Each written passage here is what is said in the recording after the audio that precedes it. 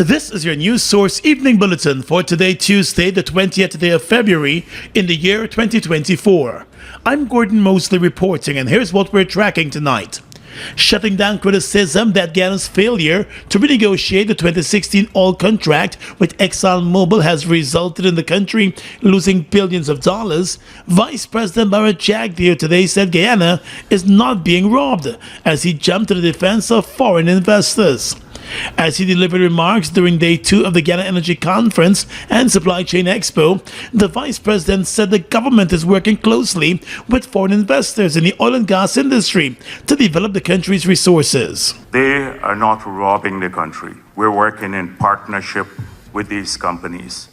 We welcome the investments from foreign companies. We have worked dedicatedly over a number of years to create an environment so that people who come to this country can earn a good return on their capital and contribute to the development of our country. While making it clear that Guyana welcomes investments from foreign companies, Mr. Jagdeo also said the government is doing its best to foster a conducive business environment. We have worked dedicatedly over a number of years to create an environment so that people who come to this country can earn a good return on their capital and contribute to the development of our country. The Vice President said simultaneously the government has been working to strengthen the management of the budding oil and gas sector with the crafting of a new model production sharing agreement and the Petroleum Activities Bill,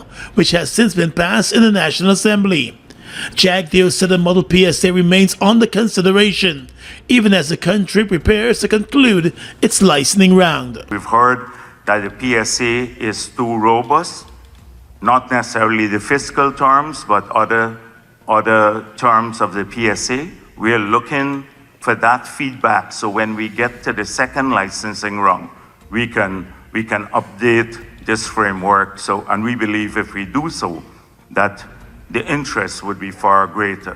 Delegates of the conference were also told by the Vice President that Guyana has advanced its local content framework and is utilizing much of its resources from the oil and gas industry to advance social services while developing infrastructure across the country. But I want to assure you that your investments in this country will be safe. Your investments will be safe.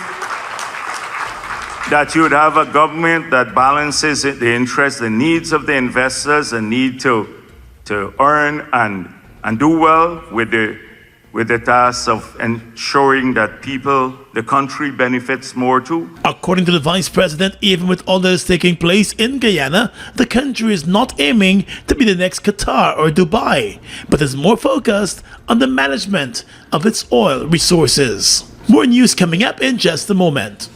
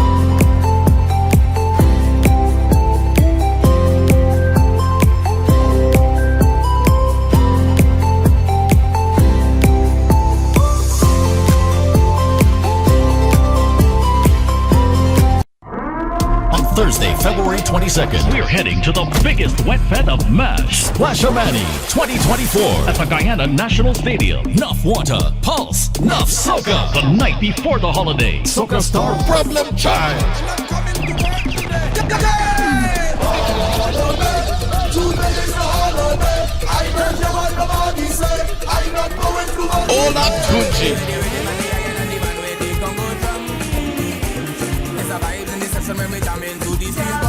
Is a party in the engine. Splash-O-Matic, the official wet fed of MASH 2024. Problem Child, Olatunji, and more to be added. Come, let's soak you down in water and soca. Early bird tickets $3,000. Brought to you by Hits and Jams Entertainment. Fireside Suite standard and unique. Room fresh and nice, comfortable and neat. 24-hour whole day we a do it. Affordable price on a Garnet Street, yo. Can't vex, cause we top of the line. Fireside are the best, 5-star we a shine. From you come one time, we tag a left on your mind. To tell your family, your friend, them one more time say. Best service a Fireside Suite. Safety ensured on a Fireside Suite. Price them cheap on a Fireside Suite. Come enjoy your stay on a Fireside Suite. Fireside Suite located at 154 Garnet Street, Kitty. For bookings and reservation, call contact number 623-3473. Matic Queen. It's one of your biggest goals, getting your own home, where memories are made, where happiness lives. You may feel that home ownership or renovation is beyond your reach, but we at Republic want you to know that there's always a way. Ask us about our suite of mortgages. Let's help make your housing wishes come true. Or advise on how the equity in your existing home can finance other dreams and goals. Call or go online to learn more. Bust the flavors. We're full of flavors. Bust the flavors, that my crave for. We're full of flavors. Tell your neighbors about the bust the flavors. Grab a bust the flavors. Yeah, thirst buster. Grab a buster. Bust the flavor, taste the savor. Bust the flavors. Bust the flavors. Trinidad and Tobago's Minister of Energy, Stuart Young, made a strong case today for the neighboring Caribbean state to process natural gas from Guyana and Suriname. As he addressed the delegates of the Guyana Energy Conference this morning, Minister Stuart said Trinidad and Tobago has the facilities, but is in need of the natural gas to process. There are countries that want the LNG, and we, right here, have the ability to produce more with existing capacity that is already built. It's already amortized, already there are the shipping routes, already there are the contracts in place, etc. And all it requires is access to proven reserves of gas. Currently, Guyana lacks the ability to process its own natural gas. However, together with ExxonMobil, the country is currently building out a gas-to-energy project, which is expected to see the construction of a power plant and a natural gas liquids plant at Wales on the west bank of Demerara, which will be able to process gas from the country's offshore oil blocks. But though not singling out Guyana, the Trinidad and Tobago minister warned that it would take billions of US dollars to achieve the current capacity that Trinidad has, and a little while before gas could be monetized. How long would it take the people who own those resources to get the returns of the revenue from it? Don't you have to offer tax holidays? Don't you have to offer moratoriums? Don't you have to offer incentives for the expenditure of those billions? Don't you then have to put down the type of infrastructure for the shipping of it out, etc., and the recurrent cost? As opposed to if we were to collaborate, for example, right there in Trinidad, there is the existing plug-in, send your gas resources, and you receive the return immediately. No wait, no moratorium, no need for incentives. An immediate return on your natural resources that you then use for the infrastructure in your countries. Stuart said greater collaboration among Trinidad and Tobago, Guyana and Suriname in the area of oil and gas would augur well for the Caribbean region, which is currently facing significant challenges in its quest to achieve energy security. He said should the world be hit with another crisis like the COVID-19 pandemic or the war in Ukraine, the region must not be left out in the cold, noting that it is important for countries such as Guyana, Suriname and Trinidad to utilize their resources for the benefit of the people and the region. Speaking just after Guyana's Vice President Barra Jagdeo and the Minister of Natural Resources Vikram Bharat, Minister Yang questioned what percentage of the 640,000 plus barrels of oil produced daily in Guyana is being used to achieve energy security in the region.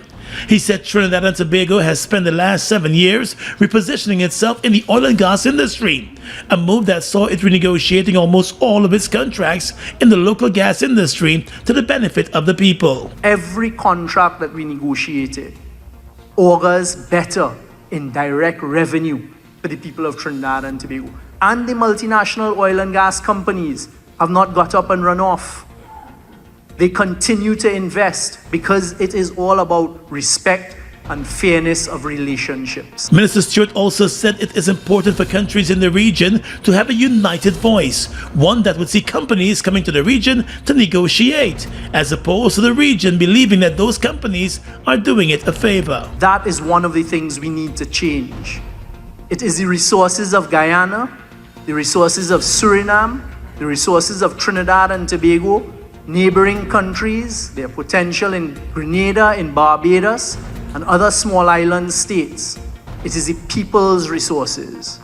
And we as the elected governments have the responsibility to do the best that we can to get the best revenue streams from them and the best deals for them, which includes a responsible exploitation of these resources. And noting that countries in the region must not fall to outside pressure from wealthy and developed countries that have long exploited their resources to the benefit of their people, the Trinidadian minister emphasized that together, countries in the Caribbean region can make a real difference.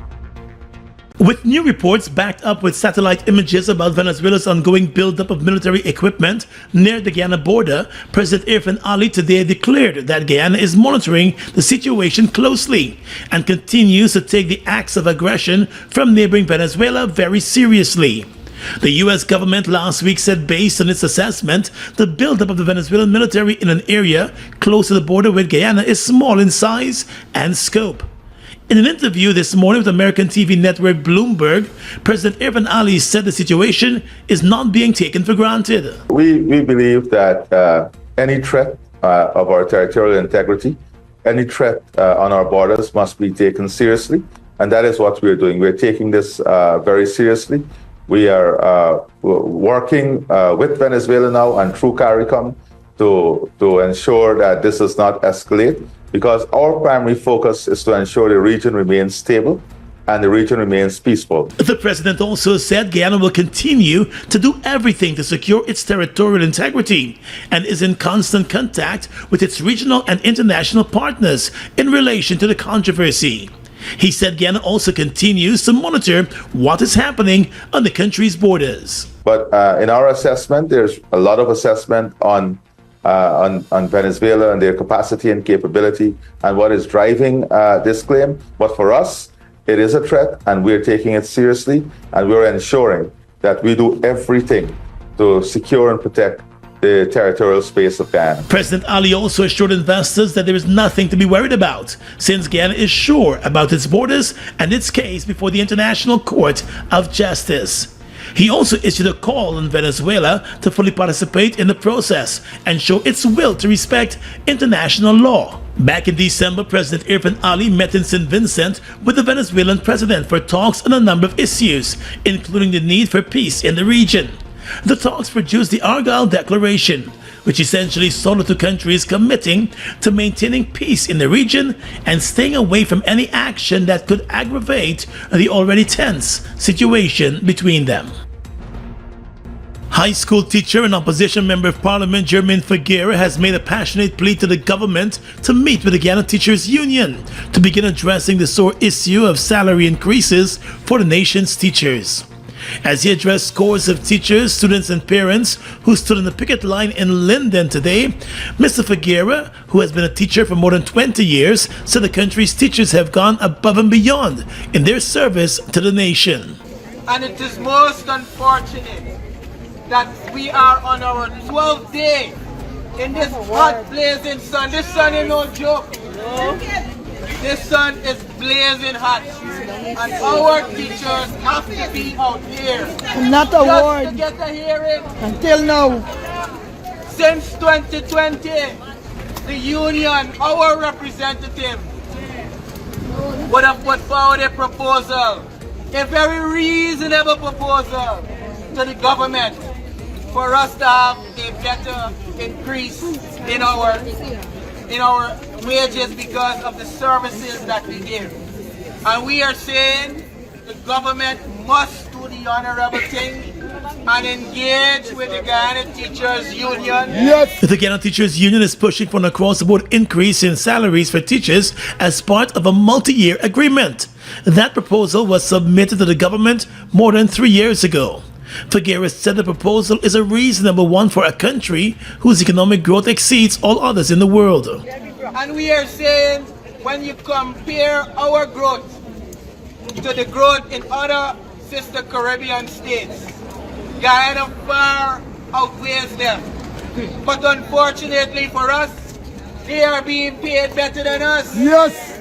It is embarrassing Yes. that we have so much wealth as a nation. And still broke. And a little small island like St. Kitts teachers are being paid better than us. Yes. Meanwhile, teachers in the capital city of Georgetown kept up the momentum today as they took their protest action to High Street, a short distance away from the Marriott Hotel where the International Energy Conference is taking place. There, the General Secretary of the GTU, Coretta MacDonald, told reporters that since the strike started more than 2 weeks ago, the government has made no attempt to meet with the union to resolve the issue.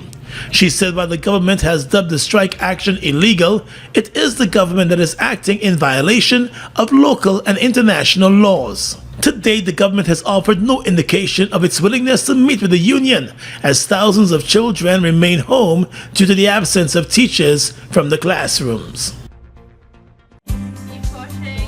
At the most critical life-changing moments, the National Insurance Scheme is here to ensure that your needs are covered.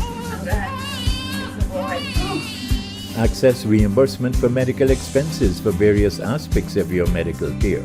We know that eye care is of utmost importance. Receive assistance with our Spectacle Care voucher. Visiting the dentist? Dental care is also covered under our sickness benefit services. Offset the funeral expenses of a loved one with costs covered by our funeral benefits. National Insurance Scheme. We're there every step of the way.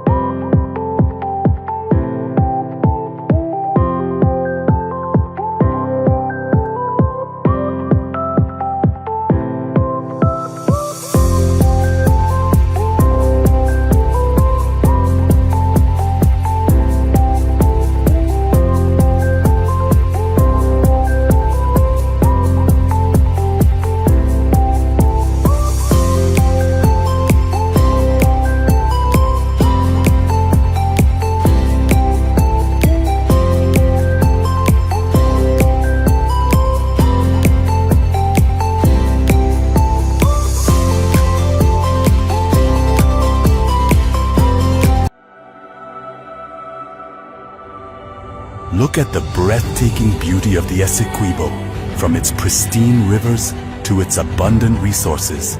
It's a treasure that belongs to Guyana, and we ask Venezuela to respect the rule of international law.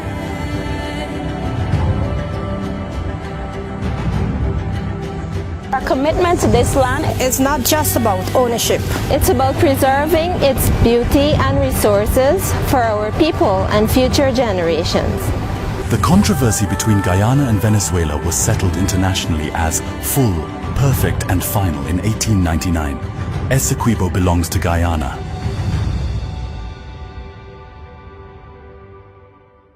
Well, two of the teenage girls who survived that Madhya school dorm fire in May of last year have filed separate multi-million-dollar lawsuits against the state.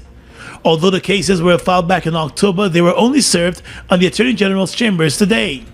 Both cases are being filed through the parents of the two survivors. Attorney Hussie Anderson is representing the two families.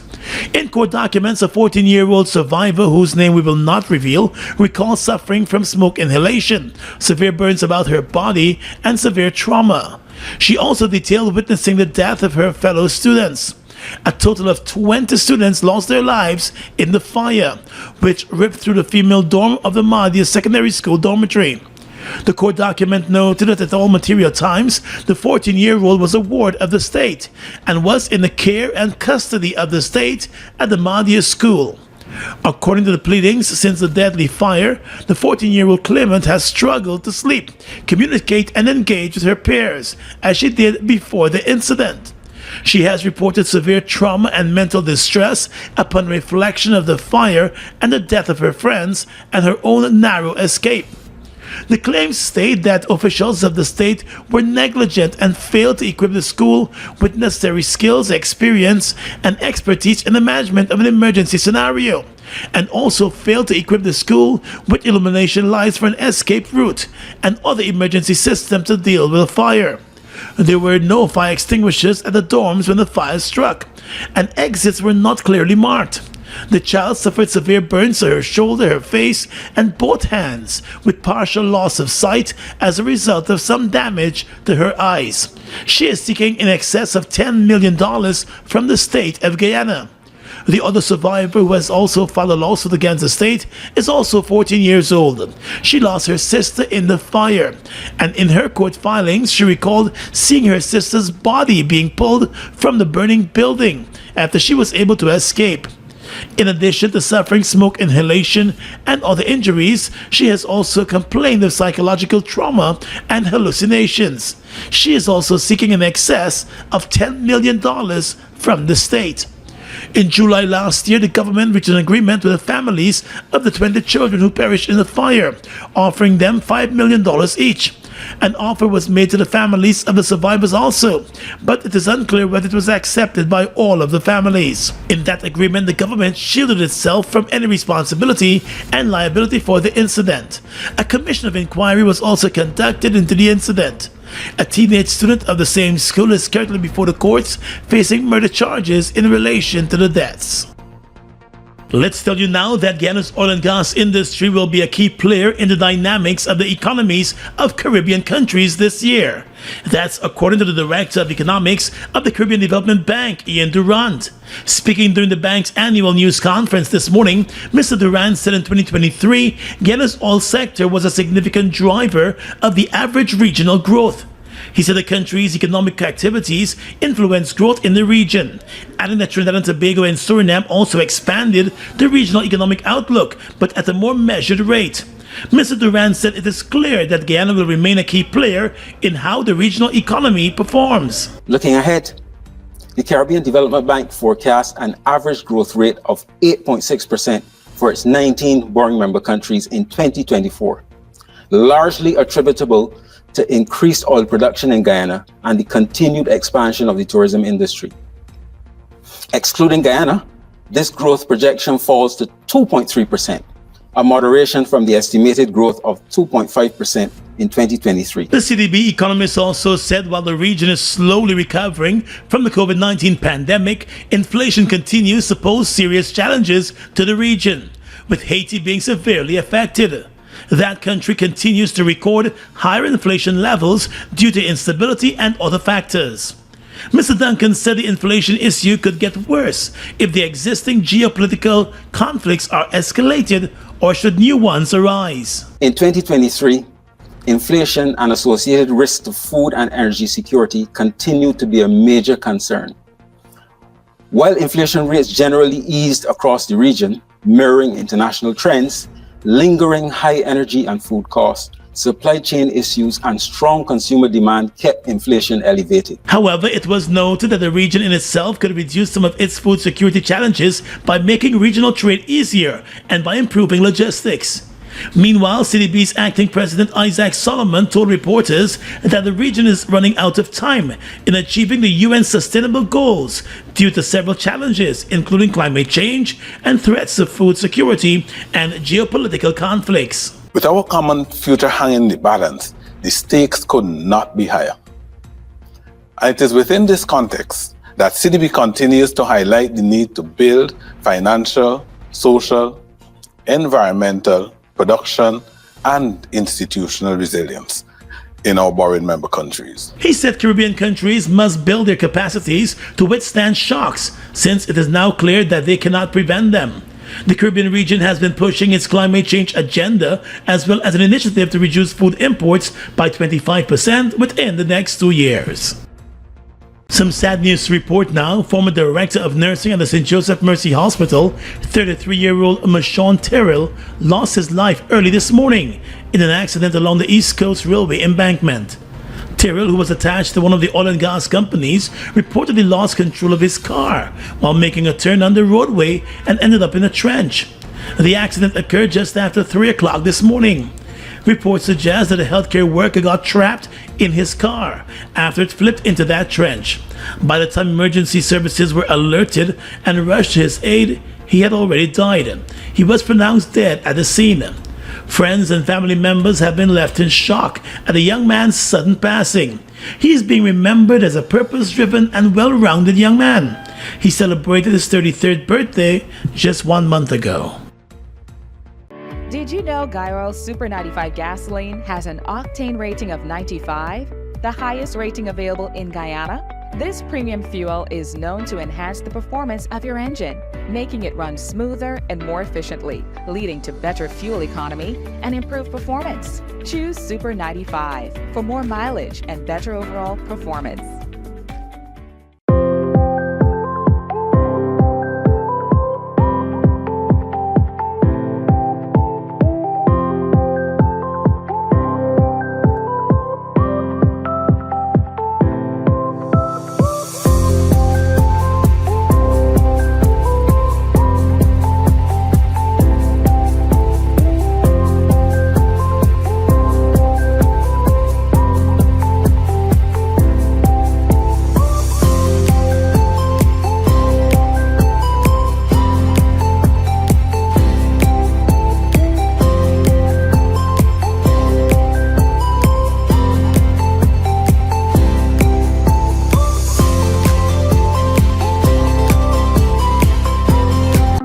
It's one of your biggest goals, getting your own home, where memories are made, where happiness lives. You may feel that home ownership or renovation is beyond your reach, but we at Republic want you to know that there's always a way. Ask us about our suite of mortgages. Let's help make your housing wishes come true. Or advise on how the equity in your existing home can finance other dreams and goals. Call or go online to learn more. Bust the flavors. We're full of flavors. Bust the flavors that me crave for. We're full of flavors. Tell your neighbors about the bust the flavors. Grab a bust the flavors. Yeah, thirst buster. Grab a buster. Bust the flavor, taste the savor. Bust the flavors. Bust the flavors. With your regional and international news tonight, I'm Svetlana Marshall. In the region, a Haitian judge in charge of the investigation into the 2021 assassination of the Caribbean nation's last president has charged some 50 people, including his widow and a former prime minister, according to a document leaked to local media. Reuters said, according to the 122-page document, the president's widow, Martine Moïse, conspired with former Prime Minister Claude Joseph to kill the president in order to replace him herself. Moïse was shot dead when armed men broke into his Port-au-Prince bedroom on the night of July 7, 2021, a raid that left the former First Lady injured. The judge's order calls for the arrest and trial of those charged. The former First Lady did not immediately respond to Reuters' request for a comment, nor did Joseph.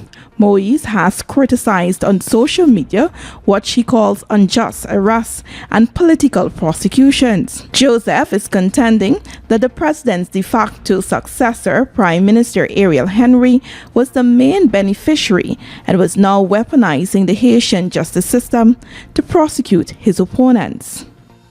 The Council of the European Union has removed 4 countries from the EU list of non-cooperative jurisdictions for tax purposes, which includes the Bahamas, Belize, and the Turks and Caicos Islands. The 4th country is Seychelles. An updated list published today includes 12 jurisdictions, including Anguilla, Antigua and Barbuda, Panama, Trinidad and Tobago, the U.S. Virgin Islands, and Vanuatu, while noting that it is regrettable that the 12 jurisdictions are not yet cooperative on tax terms. The Council expressed the hope that they would improve their legal framework in order to resolve the identified issues. And finally tonight, international news. The United States on Tuesday again vetoed a draft United Nations Security Council resolution on the Israel-Hamas war, blocking a demand for an immediate humanitarian ceasefire, as it instead pushes the 15-member body to call for a temporary ceasefire linked to the release of hostages held by Hamas. According to Reuters, 13 council members voted in favor of the draft text, while Britain abstained. It was the 3rd U.S. veto of a draft resolution since the start of the current fighting on October 7. Washington has also used its veto to block an amendment to draft resolution in December. U.S. Ambassador to the UN, Linda Thomas-Greenfield, signaled on Saturday that the U.S. would veto the draft resolution over concerns it could jeopardize talks between the U.S., Egypt, Israel, and Qatar that seek to broker a pause in the war and the release of hostages held by Hamas in the Gaza Strip. And that's your News Source Evening Bulletin for tonight. I'm Svetlana Marshall reporting and encouraging you to stay safe.